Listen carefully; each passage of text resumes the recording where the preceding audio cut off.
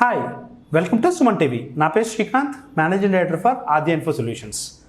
So ఈరోజు మనం ఫేస్బుక్లో లీడ్ జనరేషన్ యాడ్స్ ఎలా క్రియేట్ చేయాలి అనేది చూద్దాం. ఎందుకంటే లాక్డౌన్ తర్వాత చాలామంది బిజినెస్ ఆఫ్లైన్లో యాడ్స్ ఇవ్వడానికి చాలా ఇబ్బంది పడుతున్నారు. అలా అప్పుడు వాళ్ళ బిజినెస్ని ప్రమోట్ చేసుకోవడం కోసం బెస్ట్ ప్లాట్ఫామ్ సోషల్ మీడియా అండి. ఎందుకంటే మన ఇండియాలో ఉన్న మీడియా అనేది 4 ఉన్నాయి మనకు. So first one is TV media, next one print media, third one FM media and fourth one social media. ఇప్పుడు టీవీ మీడియా చూసినట్లయితే మ్యాక్సిమం టీవీ ఎంతమంది ఒక యావరేజ్గా ఒక పర్సన్ ఎంతసేపు స్పెండ్ చేస్తారు, వాళ్ళు ఒక 2 to 3 hours average per day అనేది టీవీ చూస్తారు. FM అనుకోండి, జర్నీ చేసే టైంలో వాళ్ళు వింటారనమాట. అదే ప్రింట్ మీడియా, న్యూస్ పేపర్ కావచ్చు, ఇలాంటివన్నీ కూడా మన ఇంటికి న్యూస్ పేపర్ వస్తే మ్యాక్సిమం పొద్దున ఒక 1/2 hour చూస్తాము, తర్వాత మళ్ళీ దాన్ని టచ్ కూడా చేయము, అవునా? అదే సోషల్ మీడియా అనుకోండి 24/7 అని చెప్పొచ్చు.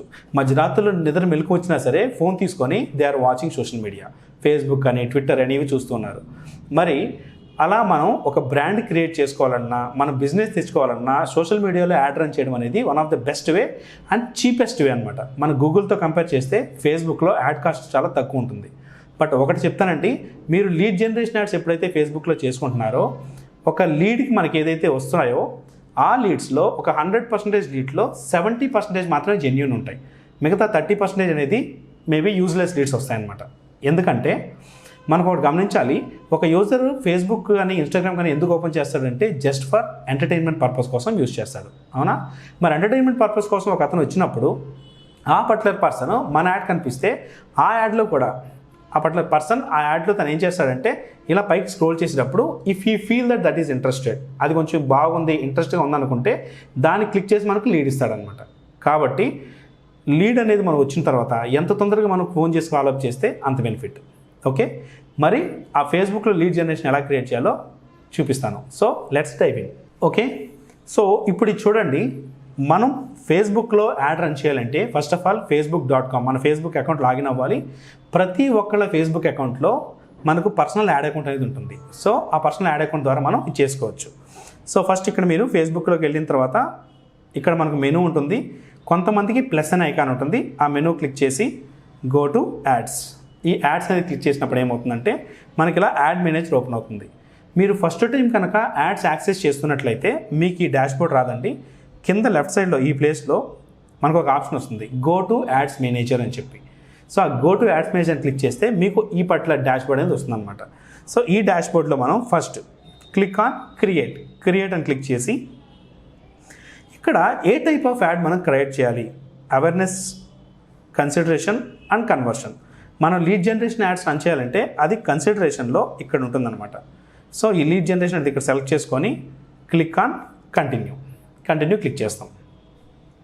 సో వన్స్ కంటిన్యూ చేసిన తర్వాత మనకు 3 సెట్టింగ్స్ మాత్రమే ఉంటాయండి. First one is campaign settings, next add set settings and add settings. ఇక్కడ చూడండి, campaign, add set and add, ఈ 3 మనకు ఉండే సెట్టింగ్స్ అనమాట. సో క్యాంపెయిన్ సెట్టింగ్స్లో ఫస్ట్ మనం ఏం చేస్తామంటే give the campaign name.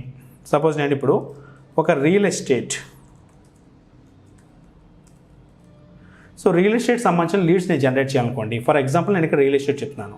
So real estate leads అని పెట్టుకున్నాను. అండ్ ఈ స్పెషల్ కేటగిరీస్ మనకేం చేయాల్సిన అవసరం లేదు, ఎందుకంటే ఈ స్పెషల్ కేటగిరీస్ సోషల్ ఇష్యూస్ మీద లేదా ఎలక్షన్స్ అండ్ పాలిటిక్స్ వీటికి సంబంధించిన వాటి మీద రన్ చేసినప్పుడు అయితే ఇది పెట్టుకోవచ్చు. సో ఇంకా మన క్యాంపెయిన్లో పెద్ద సెట్టింగ్స్ ఏం చేంజెస్ చేయాల్సిన అవసరం లేదు. జస్ట్ ఒక క్యాంపెయిన్ నేమ్ పెట్టుకోండి. ఈ నేమ్ అనేది మన ఇంటర్నల్ రిఫరెన్స్ కోసమే. ఓకే, సో నేమ్ సెట్ చేసుకున్న తర్వాత క్లిక్ నెక్స్ట్ క్లిక్ చేశాక మనకు యాడ్ సెట్ సెట్టింగ్స్కి వెళ్తాయి. సో యాడ్ సెట్ సెట్టింగ్స్కి వెళ్ళిన తర్వాత ఈ యాడ్ సెట్ సెట్టింగ్స్లో ఇక్కడ కూడా మనం ఫస్ట్ యాడ్ సెట్ నేమ్ ఇవ్వాలన్నమాట. Okay, so I will go with real estate leads 01 అదే పేరు ఇచ్చుకున్నాను. నెక్స్ట్ లీడ్ మెథడ్ అంటే మనకి ఏంటంటే కస్టమర్ దగ్గర నుంచి మనకు ఎలా కాంటాక్ట్ అవ్వాలి, వాళ్ళు మనం ఎలా కాంటాక్ట్ అవ్వాలి. ఇక్కడ 3 ఆప్షన్స్ ఉంటాయి మనకు. First one is instant form అంటే మన యాడ్ చూసినప్పుడు కస్టమర్ మన ఫోన్లో యాడ్ చూసినప్పుడు అప్లై నౌ అనే బటన్ క్లిక్ చేస్తే ఒక పాపప్ ఫామ్ ఓపెన్ అవుతుంది వాళ్ళకి. ఆ పాపప్ ఫామ్లో వాళ్ళ ఈమెయిల్ ఐడి, పేరు, వాళ్ళ ఫోన్ నెంబర్, మనం ఏదైతే కావాలో రిక్వైర్మెంట్స్, ఆ రిక్వైర్మెంట్స్ వాళ్ళని అడుగుతుంది. వాళ్ళు ఆ రిక్వైర్మెంట్స్ ఫిల్ చేసి సబ్మిట్ అని క్లిక్ చేస్తారు. బట్ ఫేస్బుక్లో వాళ్ళు రిక్వైర్మెంట్స్ ఫిల్ చేయాల్సిన అవసరం లేదండి. ఎప్పుడైతే వాళ్ళకి ఫామ్ ఓపెన్ అవుతుందో అది ఆటోమేటిక్గా ఫేస్బుక్ డేటా తీసుకొని అక్కడ పెట్టేస్తుంది అనమాట. Okay, so next one is automated chat. Automated chat అంటే ఏంటంటే మనకు ఆల్రెడీ ప్రీ డిజైన్ కొన్ని క్వశ్చన్స్ అండ్ ఆన్సర్స్ పెట్టుకున్నప్పుడు ఎవరైతే మన దాంట్లో అప్లైన్ అవ్వని కానీ లేదా బుక్ నవ్వని కానీ క్లిక్ చేస్తారో మన యాడ్ మీద క్లిక్ చేసినప్పుడు ఆటోమేటిక్గా ఒక చాట్ బాక్స్ ఓపెన్ అయ్యి అది ఆటోమేటెడ్ చాట్ చూపిస్తూ ఉంటుంది. So next one is calls. కాల్స్లో ఏంటంటే కస్టమర్ మనకు కాల్ చేసే ఆప్షన్ ఇవ్వడం అనమాట. సో ఎప్పుడు కూడా నేను ఇన్స్టెంట్ ఫామే సజెస్ట్ చేస్తాను. ఎందుకంటే చాలామంది అనుకుంటారు కస్టమర్ మనకు కాల్ చేస్తే ఇంకా బెస్ట్ కదా అని చెప్పేసి. బట్ కస్టమర్ మనకు కాల్ చేసేటప్పుడు వాళ్ళకి తెలియదండి వాళ్ళు ఏ సిచ్యువేషన్లో ఆ ఫేస్బుక్ అకౌంట్ యాక్సెస్ చేస్తున్నారు. సమ్ టైమ్స్ ఏదైనా మీటింగ్లో ఉన్నప్పుడు మీటింగ్ బోర్గా ఫీల్ అయ్యి ఫేస్బుక్ ఓపెన్ చేసి చూస్తున్నప్పుడు మన యాడ్ కనిపిస్తుంది అనుకోండి, ఆ టైంలో తను మనల్ని కాంటాక్ట్ చేయలేడు. ఈ కాంట్ కాల్. మళ్ళీ కాల్ చేద్దాం అనుకుంటే ఖచ్చితంగా వాళ్ళు మర్చిపోతారు. So it's always better to go with instant form. Instant form పెట్టుకోవడం మంచిది. మనకు ఇన్స్టాంట్ ఫామ్ పెట్టుకుంటే వాళ్ళు మనకు లీడ్స్ ఇస్తారు, మనం తర్వాత వాళ్ళు కాల్ చేసి అప్రోచ్ అవ్వచ్చు. Okay, next page. ఏ పేజ్ యూజ్ చేసి మనం లీడ్ అనేది జనరేట్ చేయాలి, యాడ్స్ జనరేట్ చేయాలి. సో నేను ఇక్కడ డిజిటల్ శ్రీకాంత్ అనేది పెట్టుకున్నాను. ఫర్ ద ఫస్ట్ టైం మీరు లీడ్ జనరేషన్కి ఒక పేజ్ ఇక్కడ సెలెక్ట్ చేసినప్పుడు టర్మ్స్ అండ్ కండిషన్స్ యాక్సెప్ట్ చేయమంటుంది. ఇది నేను ఆల్రెడీ యాక్సెప్ట్ చేసింది కాబట్టి ఇలా చూపిస్తుంది. ఓకే, సో ఇక్కడ ఏంటంటే టర్మ్స్ అండ్ కండిషన్స్ ఎందుకు యాక్సెప్ట్ చేయాలంటే మనం డేటా రిసీవ్ చేసుకుంటున్నాం కాబట్టి we're not going to misuse the data. దాన్ని మిస్యూజ్ చేయదలుచుకోవట్లేదు అనే ఉద్దేశంతో మనం ముందుగానే ఇక్కడ టర్మ్స్ అండ్ కండిషన్స్ యాక్సెప్ట్ చేయాలి. Next dynamic creative. Dynamic creative అనేది ఎందుకంటే ఎవరికైతే ఇక్కడ ఇమేజెస్ కావచ్చు లేదా హెడ్లైన్స్ కావచ్చు ఇలాంటివన్నీ కూడా మనం ఓన్గా పెట్టుకోలేని వాళ్ళు ఆటోమేటిక్గా ఫేస్బుక్ ఇక్కడ ఆటో జనరేట్ చేస్తుంది అనమాట. సో బట్ ఆటో జనరేట్ చేసేటివి ఎప్పుడు కూడా అంత బాగా వర్కౌట్ అవ్వండి. సో నా అడ్వైజ్ ఏంటంటే బెటర్ మీ ఓన్ బ్యానర్స్ క్రియేట్ చేసి మీరు ఒక మంచి కంటెంట్ రాసుకోండి యాడ్లో. Okay, next budget and scheduling. ఇక్కడ బడ్జెట్లో మనకు 2 టైప్స్ ఆఫ్ బడ్జెట్ ఉంటాయి. One is daily budget, next time is life time budget. So daily budget అనే వాళ్ళు ఎందుకు పెట్టుకుంటారంటే రెగ్యులర్గా మనకు బిజినెస్ కావాలి, ఎప్పటికీ మన యాడ్ రన్ చేస్తుంటాం అన్నప్పుడు డైలీ బడ్జెట్ పెట్టుకోవాలి. Suppose I will keep 500 rupees as daily budget. అది మన ఇష్టం అండి. 100 పెట్టుకోవచ్చు, 200 పెట్టుకోవచ్చు, 300 పెట్టుకోవచ్చు. బట్ నేను ఇచ్చే సజెషన్ ఏంటంటే మినిమం ఒక 200 to 3000 స్టార్టింగ్ పెట్టి ట్రై చేయండి. ఇంకొకటి చాలామంది చేసే తప్పు ఏంటంటే ఫేస్బుక్లో ఒకరోజు చూద్దాం, 2 రోజులు చూద్దామని 2 రోజులు యాడ్స్ రన్ చేస్తారు. అవి ఎప్పటికీ వర్కౌట్ అవ్వండి. ఎందుకంటే ఫేస్బుక్ యాడ్స్ అనేది ఎప్పుడు కూడా ఏఐ అంటే ఆర్టిఫిషియల్ ఇంటెలిజెన్స్తో బేస్ అయ్యి వర్క్ అవుతుంది.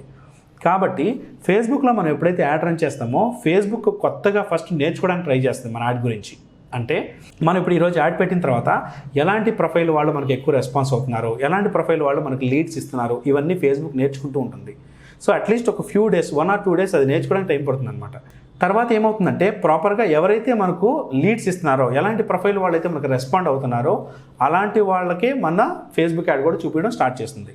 ఓకే, సో అందుకనే మనం ఏం చేస్తామంటే నేను చెప్పేది మినిమం ఒక 1 week అయినా యాడ్స్ రన్ చేసి చూడండి. మినిమం ఒక 1 week అయినా యాడ్స్ రన్ చేస్తేనే మనకు తెలుస్తుంది అనమాట ఇది యాడ్ ఎలా వర్క్ అయ్యింది ఏంటి అనేది. సో లాంగ్ రన్లో ఎప్పుడు కూడా ఏమవుతుందంటే యాడ్ స్పెండ్ తగ్గుతుంది. స్టార్టింగ్లో ఫేస్బుక్ ఎప్పుడు కూడా యాడ్ స్పెండ్ ఎక్కువ ఉంటుంది, మనం పెట్టే బడ్జెట్ ఎక్కువ ఉంటుంది, లీడ్స్ అనేది తక్కువ వస్తాయన్నమాట, లీడ్ కాస్ట్ కూడా ఎక్కువ ఉంటుంది.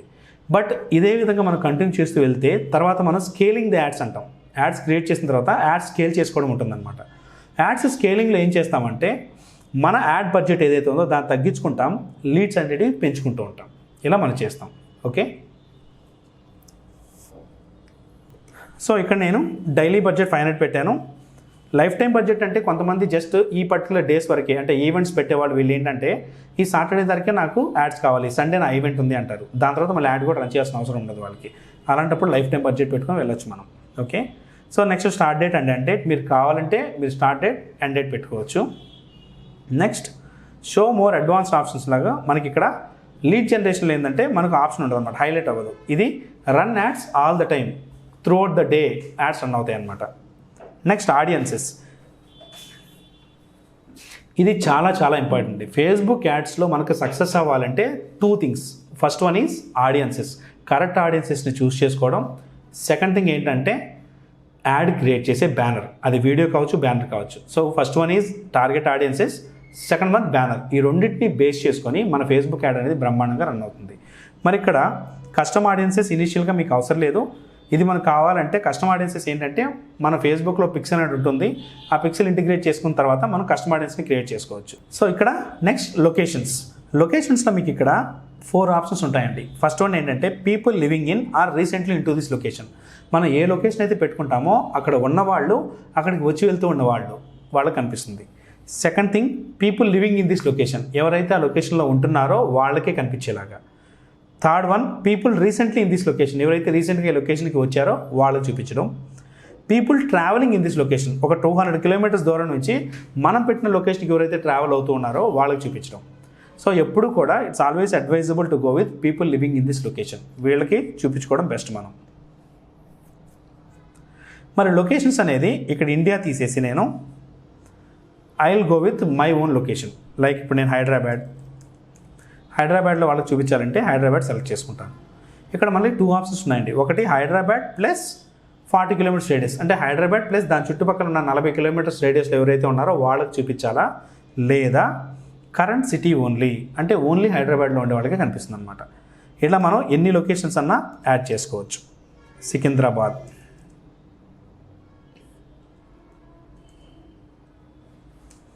ఓకే, ఇది కూడా నాకు ఇట్లా కాకుండా కరెంట్ సిటీ ఓన్లీ. ఇలా లొకేషన్స్ అనేవి మనం కంట్రీ వైజ్ పెట్టుకోవచ్చు, state wise, city wise, area wise. Area అంటే మనకి ఇక్కడ సపోజ్ చూడండి, in case if I'm going for Kukatpally, చూసారా కూకట్పల్లి నుంచి ఒక 10 కిలోమీటర్స్ రేడియస్ వాళ్ళకి కనిపించాలంటే అలా పెట్టుకోవచ్చు. లేదా పిన్ కోడ్ పరంగా కూడా పెట్టుకోవచ్చు. సపోజ్ 500016, ఈ పిన్ కోడ్లో వాళ్ళకే మనం చూపించాలంటే ఆ పిన్ కోడ్ వరకు సెట్ చేసుకోవచ్చు. ఇలా మనం మల్టిపుల్ లొకేషన్స్ అనేది ఇక్కడ ఇంక్లూడ్ చేసుకోవచ్చు అనమాట. ఈ ఎగ్జాంపుల్ నేను హైదరాబాద్ అండ్ సికింద్రాబాద్ సెలెక్ట్ చేసుకున్నాను. నెక్స్ట్ కిందకి స్క్రోల్ చేసి ఏ ఏజ్ గ్రూప్ వాళ్ళకి చూపించాలి, మనకున్న ప్రోడక్ట్ కానీ సర్వీస్ కానీ దాన్ని బేస్ చేసుకొని మనం ఇది సెలెక్ట్ చేసుకోవాలి. రియల్ ఎస్టేట్ అనుకోండి, మ్యాక్సిమం 25, మినిమం 25 అబోవ్ ఉండే వాళ్ళే ఎక్కువగా రియల్ ఎస్టేట్ ప్రాపర్టీ కొనుక్కోవడానికి ఇంట్రెస్ట్ చూపిస్తారు. ఎందుకంటే వాళ్ళే జాబ్లో జాయిన్ అయి ఉంటారు, వాళ్ళకైతే లోన్ వచ్చే అవకాశాలు కూడా ఉంటాయి కాబట్టి. Okay, so here I will go with at least 25 to maximum 55 పెట్టుకుంటాను, or I will go with 50. Okay, వీళ్ళకి చూపించుకోవాలి. నెక్స్ట్ జెండర్, ఇక్కడ సేమ్ మనం ఏదైనా వేరే ప్రోడక్ట్ కానీ సర్వీస్ కానీ దాన్ని బేస్ చేసుకుని పెట్టుకుంటాం. రియల్ ఎస్టేట్కి మనకి ఇద్దరు కావాలి కాబట్టి నేను ఆల్ జెండర్స్ అని పెట్టున్నాను. లేదు సపోజ్ మీరు నెక్లెస్ సేల్ చేస్తున్నారు ఆన్లైన్లో అంటే we will go with women, అలా పెట్టుకోవచ్చు అనమాట. సో ఇక్కడ మనం ఎడిట్ క్లిక్ చేసి we can choose men or women, నేను ఆల్ పెట్టుకున్నాను.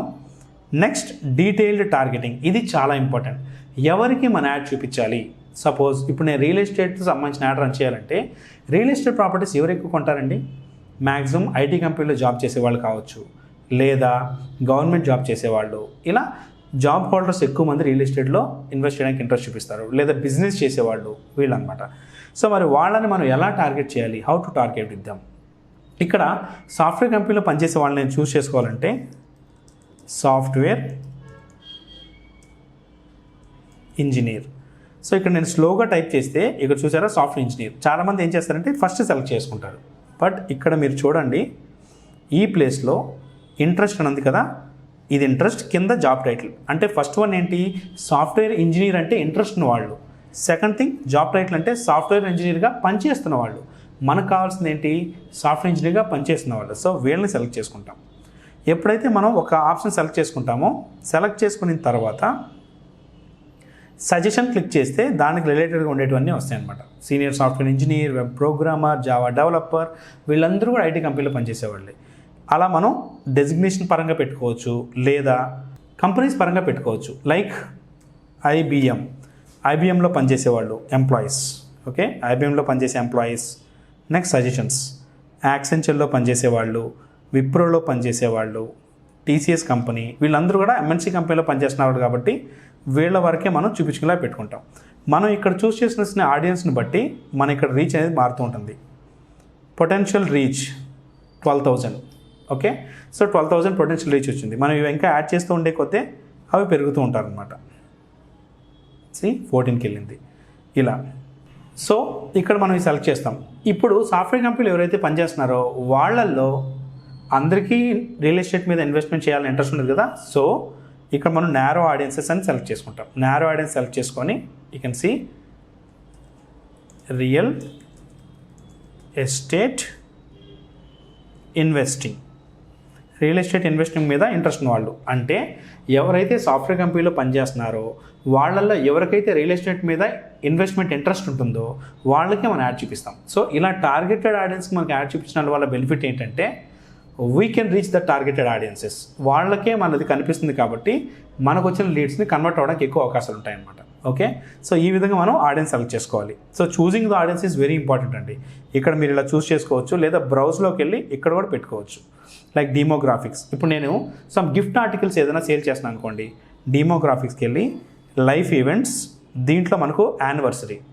సో ఇంకా నెక్స్ట్ 30 డేస్లో కానీ నెక్స్ట్ 60 డేస్లో, అంటే రాబోయే 1 మంత్ ఆ 2 మంత్స్లో ఎవరికైతే యానివర్సరీ వస్తుందో, పెళ్లి రోజు వస్తుందో వాళ్ళకే మనం యాడ్ చూపించినప్పుడు ఏంటంటే వాళ్ళు గిఫ్ట్లు కూడా నాకు ఎక్కువ ఇంట్రెస్ట్ చూపిస్తారు కాబట్టి వాళ్ళు చూపిస్తాం.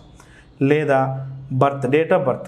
సో ఎవరైతే తొందరలో పుట్టినరోజు వస్తుందో వాళ్ళకి చూపించడం. ఇలా చేస్తే ఏమవుతుందంటే దాన్ని తగ్గట్టుగా మనకు వస్తాయన్నమాట. ఇలా మన ప్రోడక్ట్ ఏంటో, మన సర్వీస్ ఏంటో చూసుకొని దాని తగ్గట్టు మనం ఆడియన్సెస్ని ఇక్కడ సెలెక్ట్ చేసుకోవాలి.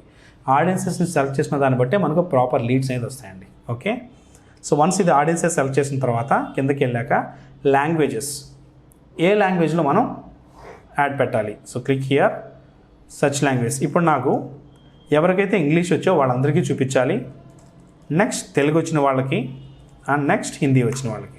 ఈ 3 లాంగ్వేజ్ వచ్చిన వాళ్ళకి మాత్రమే మనం చూపిస్తే వాళ్ళకే కనిపిస్తుంది అనమాట. ఓకే, సో దీన్ని కాబట్టి మనం సేవ్ దీస్ ఆడియన్సెస్ అని చేసుకోవచ్చు. ఈ ఆడియన్స్ సేవ్ చేస్తే ఇందాక నేను కస్టమ్ ఆడియన్సెస్ చెప్పాను కదా, అక్కడ మనం ఇది చూస్ చేసుకోవచ్చు అనమాట డైరెక్ట్గా. Okay, next placements. ఎక్కడ చూపించాలి మన add? By default automatic placements ఉంటుంది, ఇదే రికమెండేషన్ ఉంటుంది, అది పెట్టుకోవచ్చు. లేదా మీరు మాన్యువల్ ప్లేస్మెంట్స్కి వెళ్ళి ఇక్కడ చూస్ చేసుకోవచ్చు. ఫేస్బుక్లో చూపించాలా, ఇన్స్టాగ్రామ్లో చూపించాలా, ఫేస్బుక్లో కూడా ఫీడ్స్ అంటే టైం లైన్లో చూపించాలా, స్టోరీస్లో చూపించాలా అనేది మనం ఇక్కడ సెలెక్ట్ చేసుకోవచ్చు. సో నా సజెషన్ ఏంటంటే గో విత్ ఆటోమేటిక్ ప్లేస్మెంట్స్. స్టార్టింగ్లో మీరు క్రియేట్ చేసేటప్పుడు ఆటోమేటిక్ ప్లేస్మెంట్స్ పెట్టుకోండి.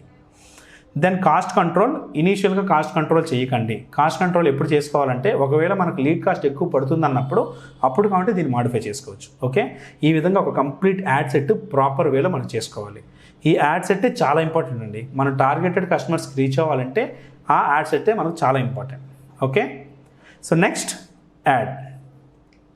ఇక్కడ యాడ్ ఎలా క్రియేట్ చేయాలి ఇవన్నీ కూడా నేను మన నెక్స్ట్ వీడియోలో చెప్తాను. Okay, so campaign settings and ad group settings ఇప్పుడు చూసాం కదా. సో నెక్స్ట్ యాడ్ సెట్టింగ్స్ ఎలా చేంజ్ చేయాలి, and then scaling the ads ఎలా చేసుకోవాలి, ఇవన్నీ కూడా మనం నెక్స్ట్ వీడియోలో చూద్దాం. Okay friends, all the best.